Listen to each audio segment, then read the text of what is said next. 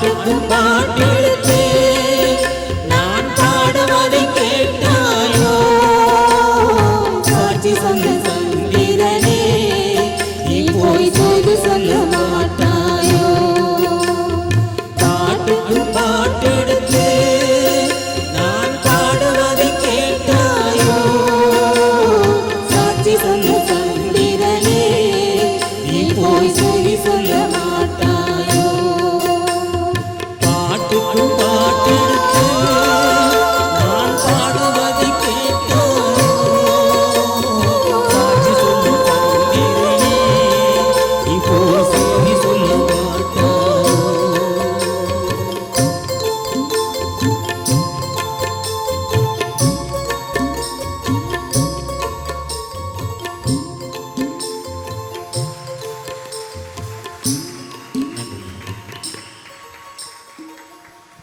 நன்றி நன்றி.